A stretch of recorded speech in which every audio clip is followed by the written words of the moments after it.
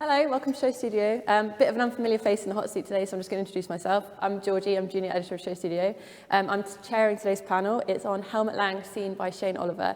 We're going to be talking about Shayne Oliver's appointment, Isabella Burley as an editor-in-residence, and kind of the pressures of coming into a new brand. How do you honour a brand? But before we get stuck in, I'm going to let my panelists introduce themselves. Olya, do you want to start? I'm Olya Kuryshchuk. I'm founder and creative director of One Granary, and I'm also a visiting lecturer at St. Martin's. Hello, I'm Nathalie and I teach fashion history and theory at Central St. Martin's and London College of Fashion. I'm Stavros Karelis, and I'm the founder and buying director of Machine A. I'm Becky Smith, and I'm creative and editor of Twin magazine. Awesome, thank you guys for coming in. I want to jump straight in and talk about kind of this creative director carousel that seems to be happening in the industry and the appointment of Isabella Burley as editor-in-residence. And do we think this is kind of a resolve for all this constant designers bringing in big names, expecting them to turn around a profit in 6 months, which is nigh on impossible, and then that doesn't work, basically. So do we think this editor-in-residence for Helmut Lang is a solution to that? It's quite a different approach. Isabella's she's in charge of the creative direction, but she's made it very clear that she's not the creative director. What do you think? It's a good title. I like the new title. It's rewording it in a different way. I personally think there is quite a big logic in appointing Isabella for this role, and I think she's brilliant. But on the side of studied design and working with designers, I think it's this cheating of the business people trying to think that they can replace and become independent from the creative person with who they constantly struggle, because it's impossible to control them and deliver every time an amazing result. So I think they're trying to figure out how they can become independent, but I don't think it's possible. And I think the industry is shooting themselves in the foot in a way by allowing that, because it's the same as that for stylists who agreed to shoot total look, that now brought everyone to constantly shooting total look. It's the same here. Every time designers agree to work in that way, they're just less and less protected. And I think every year with every brand, we already have few years that prove that it's just impossible. There's some people like Raf Simons, they bring their eye and the whole world.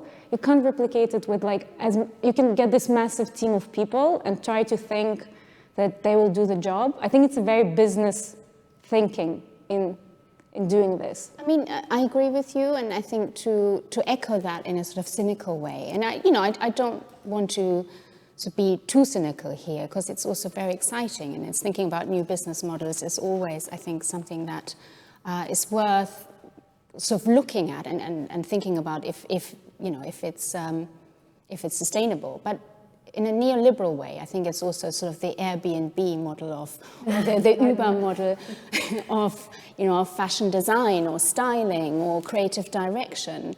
Do you get out of the car when you come to the end of the journey? And it doesn't offer security. It doesn't offer a real sense of continuity, and it's a little bit it's exploitative in lots of ways. Mm-hmm.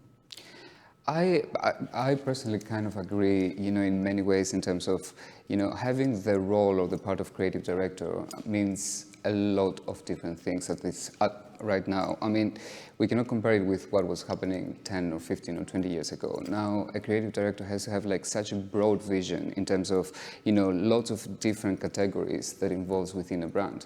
So, for example, you're talking about menswear, womenswear, accessories, shoes, jewelry, fragrances, cosmetics.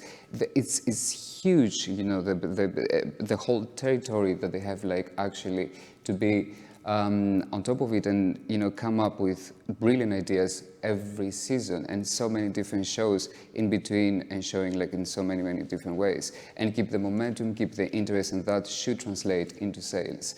I know that sometimes sounds as the scary part against the creative direction, but actually is not, because if you don't have the sales, if you don't have successful sales, then you cannot carry on having a successful brand. I mean, when a creative director has a vision, that vision needs to translate into customers want to buy into it, because the finishing line is the customer, is not the press, is not us as a buyers, is actually the customer. So if the customer doesn't doesn't like something, then they have the final say to it. And I think that at this stage, and especially looking like at Helmut Lang, for example, it's a brand that people are expecting a lot of things because he was such a huge visionary, such a huge pioneer. So if you don't have someone like, as you said, Ralph Simmons, for example, that he's one of the probably the best designer right now, you know, that he can have like that vision, you know, to walk into a huge brand like that with a huge tradition and history, you know, like, and make it his own thing and something very new, very fresh and very current, then at that point, you know, you start thinking about who am I placing in this part, in this role? Is it going to be someone that has a great ideas about creative direction in terms of advertising, in terms of, you know, imaging making, the full image and so forth, or a great designer that knows how to do beautiful collections? I think part of the problem has come down to the fact of this title being called creative director. I mean, to me, it's become a bit of a joke and a farce that everybody is calling themselves creative directors at the moment. Oh, I've just got up, I'm creative director of myself, I'm creative director of this, I'm creative director of that. It's like, come on, you know, creative direction in the old-fashioned terms used to mean that you understood every single part of your craft. You understood how to take photos, you understood lighting, you understood the history of a photograph, you understood, you know, you'd done and trained in typography, you'd done all these different bits that accumulated to sort of having you know, being a sort of master of all these different pieces to be able to put them all under one umbrella and to be able to call yourself this. And unfortunately, it's being used far too much and in the wrong way by the wrong people at the moment, and that's what's become a little bit of a joke about it, unfortunately. And how do we think Isabella's doing under that?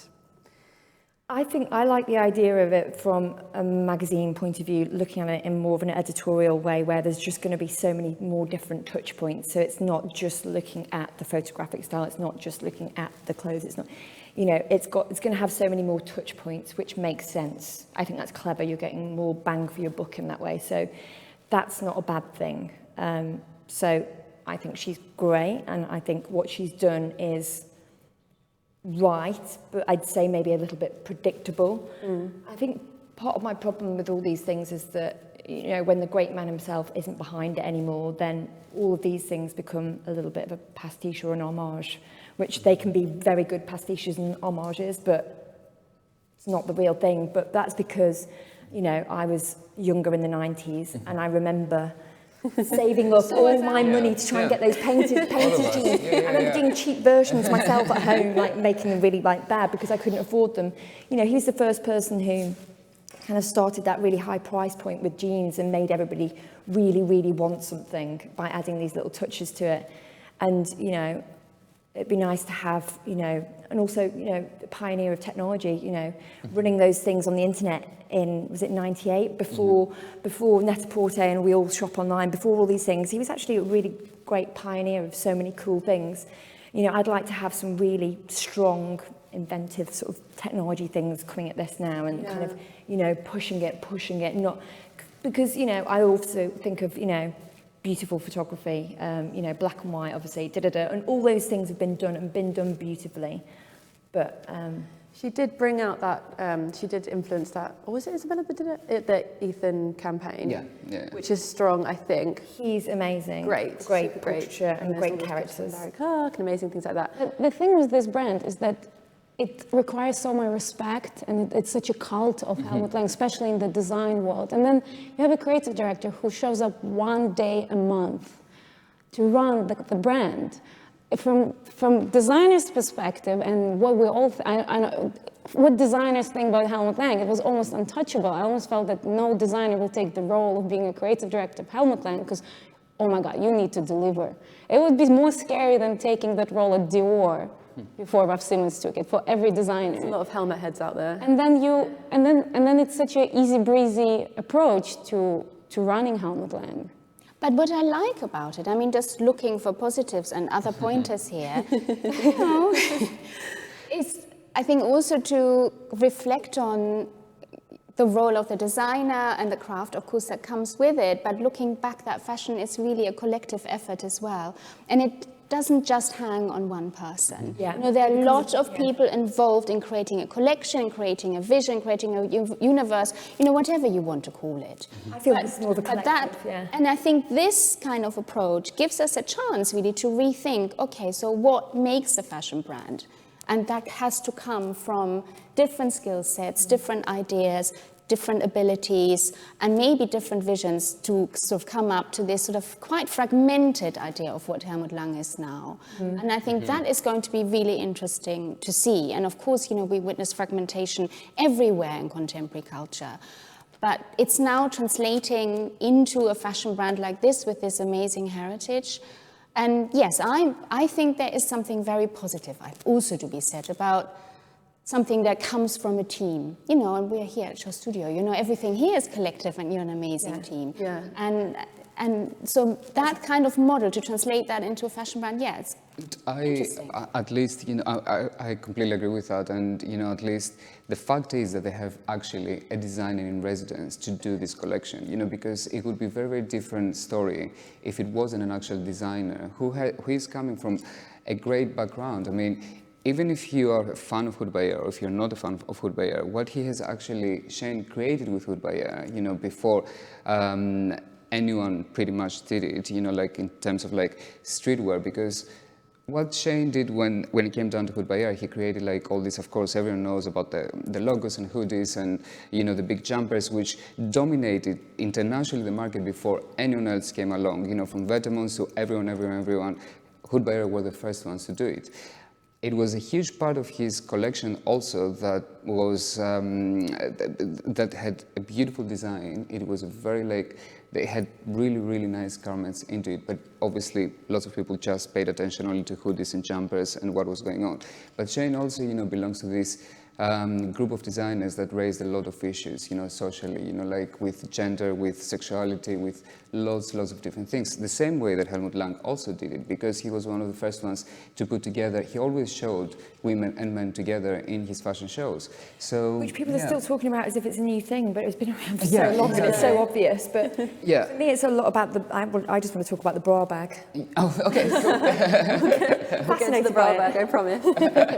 I am interested in the choice of Shayne, because there are a few overlapping similarities. Both of them kind of touch on fetish. Yeah. Both of them touch on sex is quite an important thing.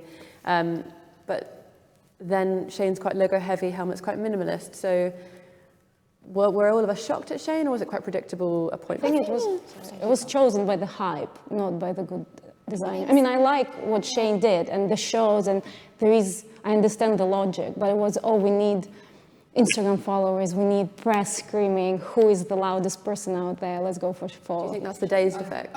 I think it was a very different, I have a bit of different opinion on that, because I think that, you know, Helmut Lang, even if he was an Austrian designer, it's something very New York. You know, like to me in my mind, you know, whenever I think Helmut Lang, I think about like New York and New York fashion. Yellow cats with ads on top.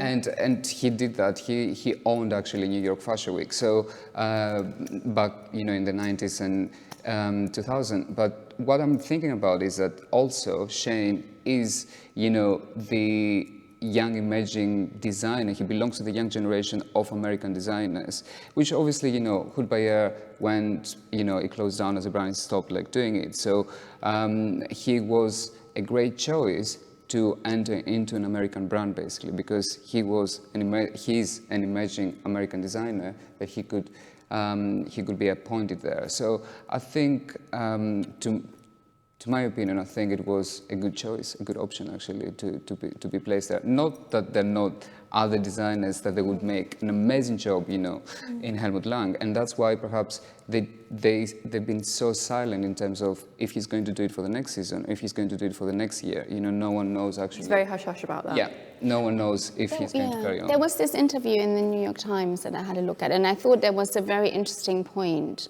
So Oliver sort of responded to what he likes about Helmut Lang, and he sort of pinpointed on one particular thing, which I thought was great, and that's horniness. We're just bringing that.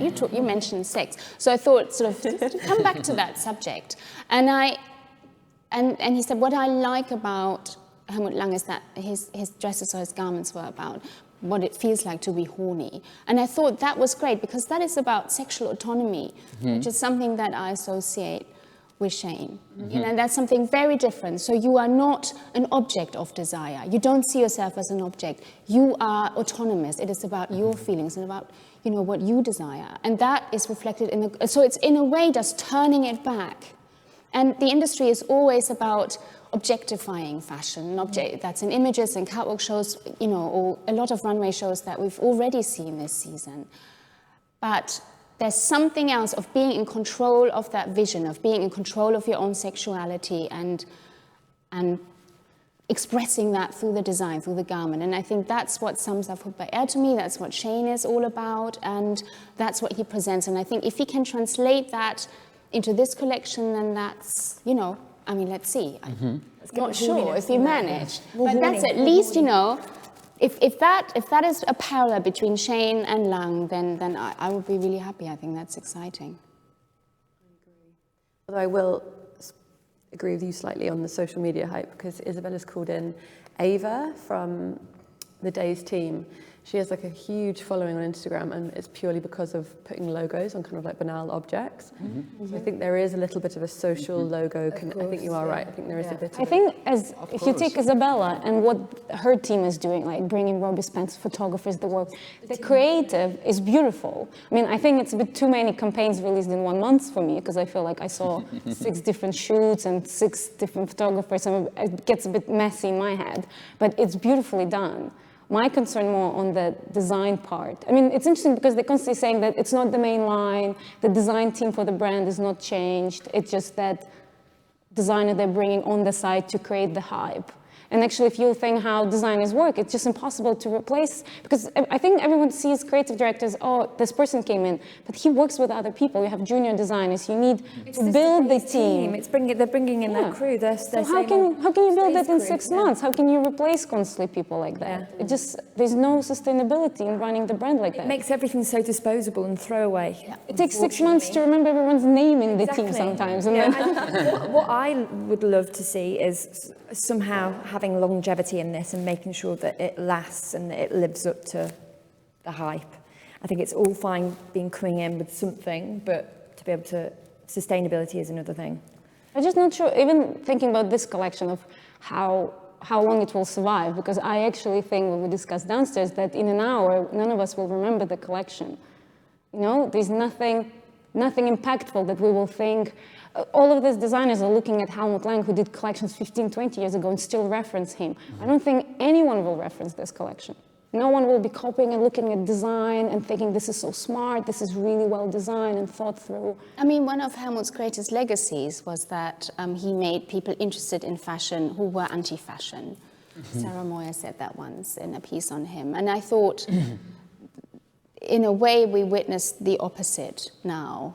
This does not mean anything if you are not connected, and you're saying all these changing names, and it's fashion eating itself almost. That we have to be up to date on what is cool and who does what, and yes, and in that sense, I would say that the magazine model or the editorial model to translate that into a fashion brand is risky, because it wouldn't have the same effect. I mean, that was the 90s. It was a different time, and obviously it mattered at that moment. This could be Alexander Wang or Fenty by Puma. But you know, like Alexander Wang's had so many elements from Helmut Lang, literally 2 days before that. That's true. Yeah. And if you would not tell us whose show is that, I would be thinking, that's probably Alex. Can I ask something? Isn't it the same kind of like debate that I had so many times about Margiela as well, for example? You know, that lots of people were expecting that whoever would take the helms of designing Margiela would bring back all the amazing designs that Margiela did. But, you know, John Galliano decided not to use... I think it's great. Yeah. So, It's you know, a like, bolder move it's a bolder move not to bring this back. And everyone, of course, said, well, you know, of course I'm going to buy Vetements, and of course, because, you know, I can find these pieces that I wanted from Margiela, but I cannot find them in Margiela, that's why I'm going to go there and buy them. So that's, this is... It's a bit like complicated, it's a bit difficult. You know, if you're like a designer designing in 2017, to think about, okay, I have a huge brand that is called Helmut Lang with like huge heritage. What am I touching and what I'm not touching? How can I translate that vision into 2017 and make it also my own thing? Because I think if he was doing a collection, paying a complete homage to Helmut Lang, people would say, well, that's, you know, he just brought all the designs back from Helmut Lang. So I think sometimes we have to be a bit easier on our criticism in terms of, you know, what are we expecting? Because everyone has different expectations. And of course, some people want like to see the heritage coming back. Other people want to see something completely fresh and completely new. I think that it's very difficult, you know, to judge something only from the first season also, because you haven't given time to the designer or the brand itself, you know, to develop in the right. You don't have the time. Yeah, It's if they move him, if he actually is like so disposable in that type of way, and you know next season or next year is going to be another designer, and that becomes all of a sudden a collective. Well, that's actually, you know, a great editorial. It's not like it becomes a mix of a remix of somebody else's remix, and then it becomes well, hopefully not too watered down, but.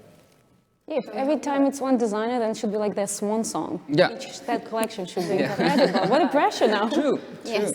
But I totally agree about Vatman and Galliano, but I think it was amazing that John did John. Yeah. And I think it was great that what Vatman was doing, you couldn't find that. Yeah. So everyone was craving, but I don't think it's applicable to this. So it shows strength of character for John to do that though in a way, you know, he's so confident in his own right, whereas taking over something like this, somebody maybe hasn't quite got the confidence of the original man to be able to change it, so therefore it becomes a homage. Shall we have a look? Yeah. Yes. Let's get judging. Let's get judging.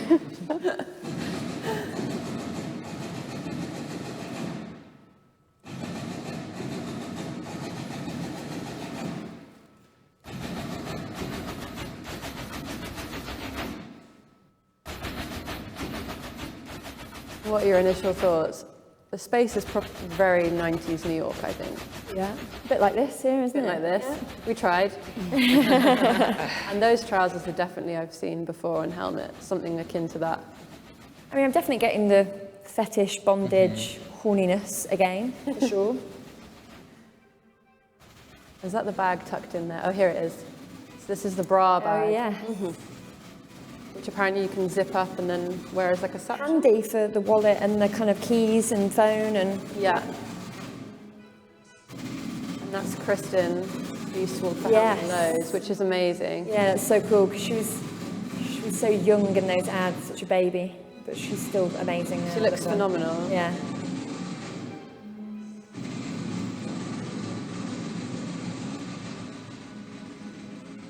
Casting's still great. That's something that Shayne and Helmut both have in common, like really Yeah. great casting. I think that is the casting is amazing on this.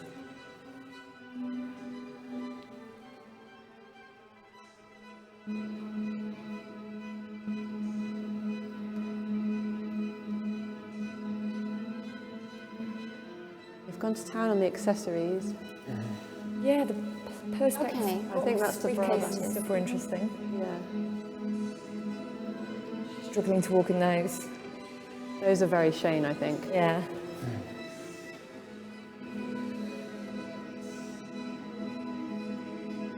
With the newspaper on the bag. Yeah. Yeah.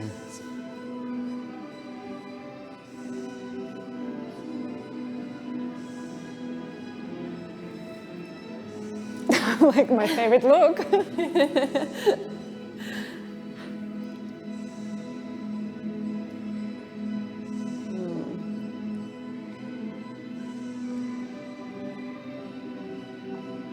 What kind of impression are we getting so far? Flabbergasted. I personally think that, and that's completely my opinion and my feeling and my instinct into it, is that customers and shops are going to respond very well into this collection. I think that shops are going to jump in this collection very much, and I think that it's going to start becoming that comeback that they really wanted to have, you know, as a brand. It's 100% due a big revival. It feels right. Now's the time. It feels right that's good. because this is right now the time, and also, you know, quite a lot of these ideas and what we all think that Helmut Lang is about, you can see in so many different brands, but you cannot see them all under the name of Helmut Lang, these ideas. And now I think that I can see so many items and so many looks that I can definitely imagine people, you know, like for the next season or two, to go there and start using it. It is definitely the right time to come out with this collection right now, in terms of what is. I agree. I think those accessories are going to go mad. Yeah. Helmut Lang was always saying that fashion should be about moving things forward. And then I remember he had this quote that if you repeat the same fashion all the time, people will just get bored out of their minds and go crazy.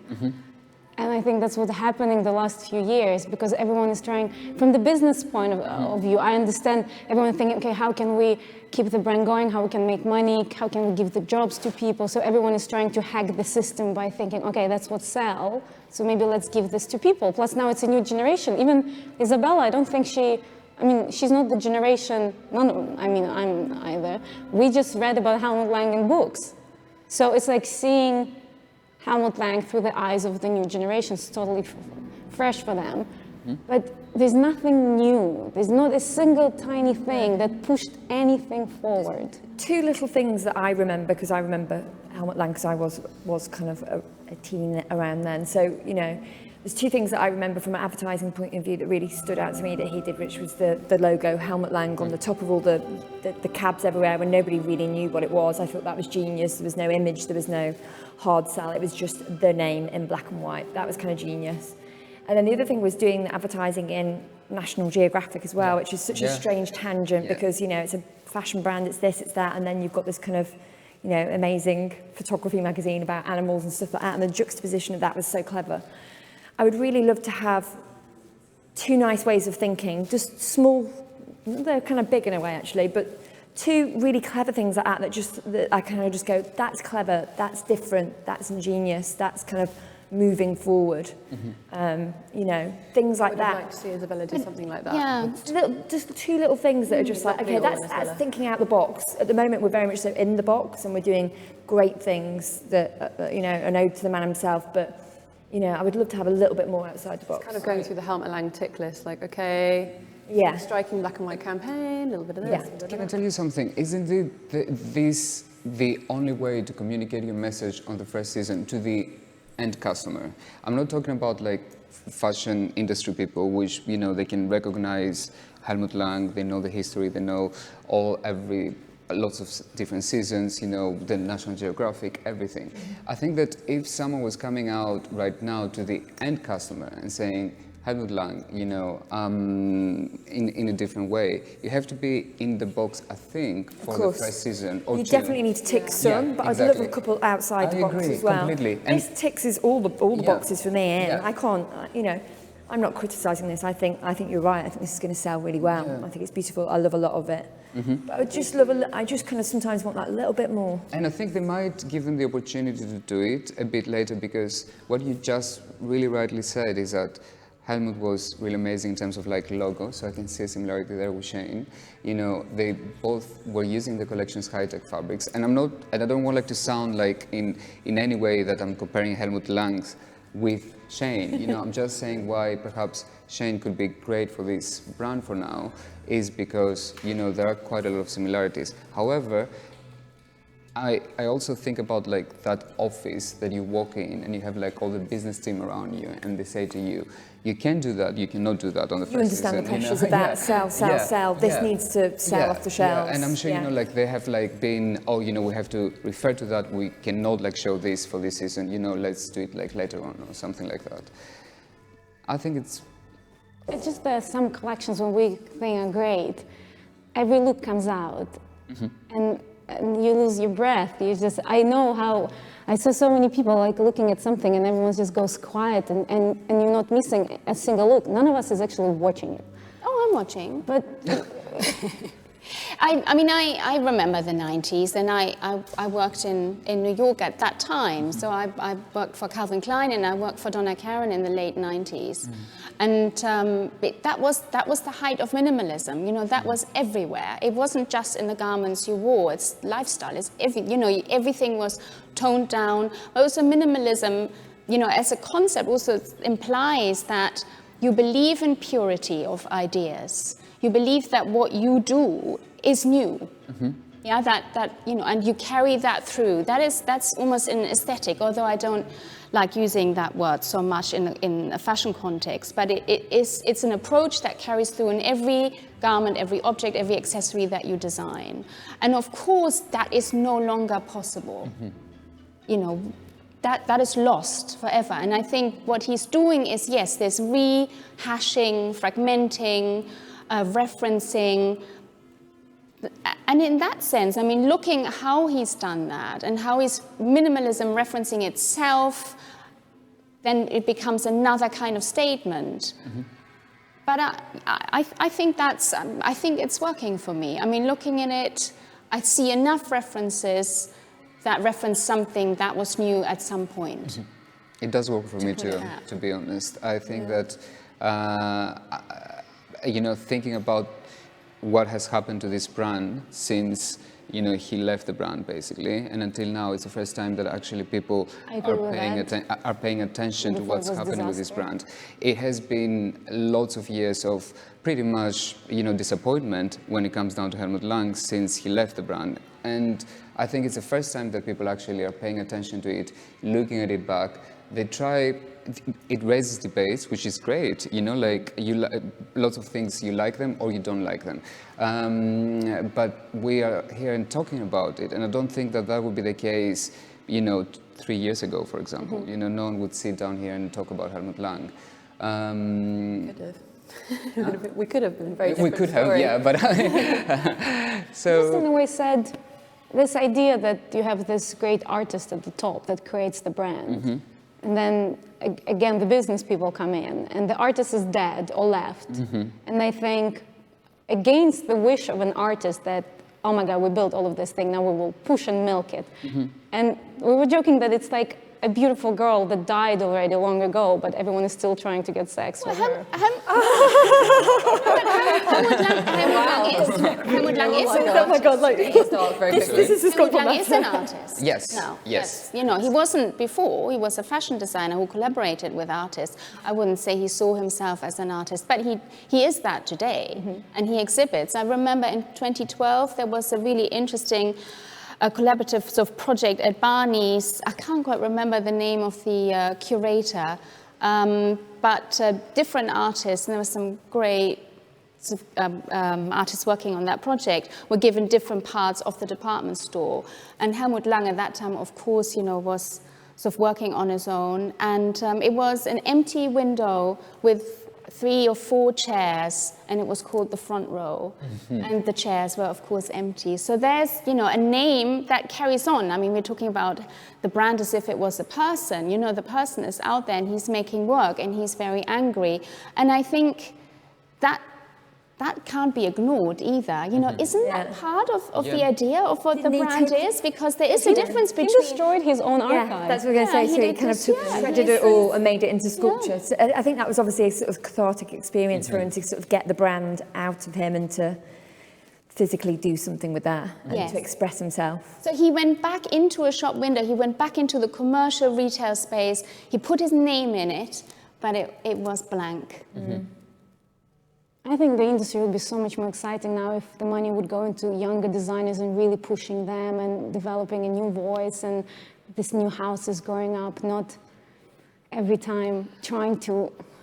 I so much agree with you, you know, like that, and this is what I constantly keep saying, that, you know, when I hear like, you know, a singer or an actor or anything like doing their own fashion lines, and I'm like, are there not enough young talented graduates that they can actually... That's just buying into empty celebrity, which pisses me off more than anything. This is what I'm thinking, and I'm like, well, you know, just put like this really young, amazing, talented graduates, you know, to design collections, because pretty much most of the times you rip off their ideas, basically. So, you know, why don't you give the money and funding, these amazing collections and put like these designers in place to do that. However, there is like a big difference in terms of like who can handle the pressure, which is a big question as well, in that type of environment, because thinking about that, talent is one thing, but unfortunately, is not the only thing that needs to be done for someone to be positioned in something in that probably the biggest So many position. eyes on it, yeah. Yeah, it's very difficult. I mean, Be mentally strong to be able to take the big shoulders. You have to have at least a few failures in your past, to know how to handle these type of experiences. I think that's perhaps why Shayne's done so I well think here. I think so, because if you don't have like that type of maturity, you're not going to be able to handle that type of pressure that is going to come out today, and everyone would say, I hated it or I loved it. You have to be very strong, you have to be very focused, and you have to know what you're doing there and not lose control over so many different opinions that this design is going to have today. Some, they're going to be huge praising, and then some others are going to be the worst possible things that he read about himself. So he needs to be focused, and someone in that position, needs to be strong enough to be able to carry.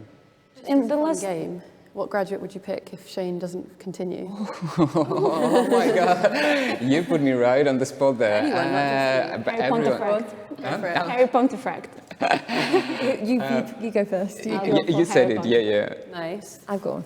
Oh, you've got one already? Oh, shit, I'm so bad. I just love Bethany Williams, and I just love what she's doing, and I like how she gives things back. So I think she could do something interesting with it, but I love how she gives back, and it just feels far more 2017 to kind of have charities in mind and, just be far more modern. Because what I don't like about the fashion industry is just everybody give, take. And I want to work with people who I think are giving all those things back. And I would like to see somebody who's incredible like her getting really great gigs like this. Could she deal with the Helmut Lang pressure? Because it is a lot of pressure, big shoes to fill.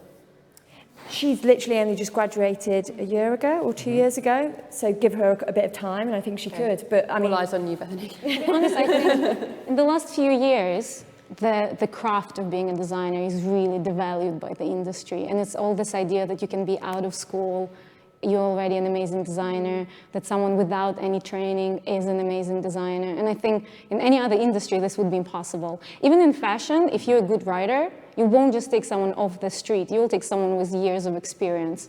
So even when I'm saying Harry Pontefract, I think in 20 years, you want an experienced designer because it takes so much. I mean, CSM students are not going for no reason to college for 7-8 years. So I just think it's this idea that anyone can design and everyone has a view and everyone has an opinion is wrong. I haven't thought about a graduate, but I have thought about another designer. Okay. Matthew Williams of Alix. Ooh, that's a good idea. Yeah, if you're watching. Matthew, watch it.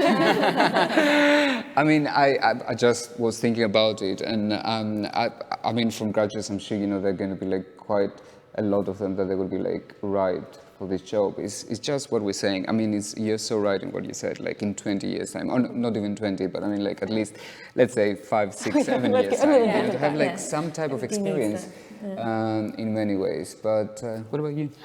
You're in there, so. I couldn't possibly, and I don't, I just thought, no, I don't want to answer that question because I teach at some of these institutions, but I would also say that maybe not to look at a British or American school or students that come from there, maybe look elsewhere because we sort of move away from that center-periphery model and maybe look at schools that are outside of that scene. I think that's what I would advise because that's what Helmut brought to it as an Austrian. And I don't know, of course, and I totally agree that I see him as an American brand. I think what happened in the late 90s when he moved from Vienna, but he moved straight from Vienna to New York, and that made perfect sense. And I think one of the biggest mistakes that Prada made was to move him to Paris. Back to Paris, yeah.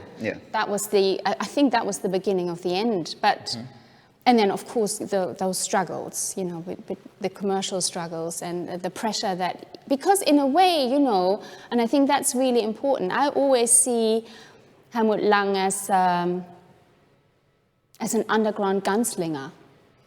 So, So I would like someone like that. I think in ideal world, it's a brand that deserves someone like Ralph or Phoebe. I think we're looking at it as like, oh, it's just this cool thing, let's put someone young in. It needs to be treated as Dior is treated. But do they have the funds to support someone No, like in that? an ideal world. In an ideal world, And then I don't understand how it works. They need to sell, they want the millennials, they want all of this, and then there's all the logic. I'm talking more from a perspective of, I think it was a chance that we would wake up in the morning as if a few years ago, I remember when Balenciaga show was happening, when it was Nicolas Gisquet, everyone would turn it on to check what's there, and then we'll skip every other show on that day.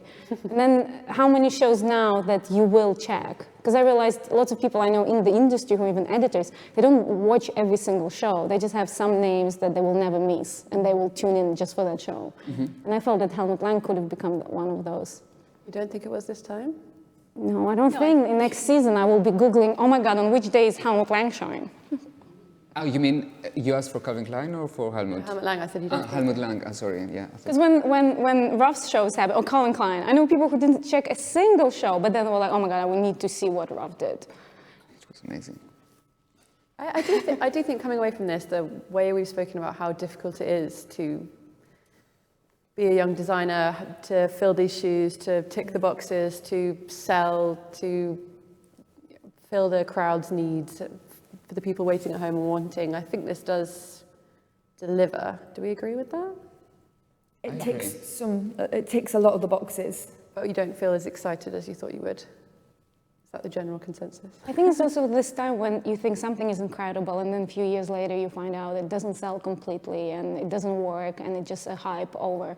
And it's so difficult because you judge fashion from so many different angles, and you might think this is actually incredibly successful, great business, and you need to give to those people who are doing it because that's also incredible talent and so much brain power is in that. But then if you judge from a point of, oh, is this a fashion collection that pushes something and it's more of an art, I will guess, that's also a different angle. And sometimes it will be styled amazingly, so it depends.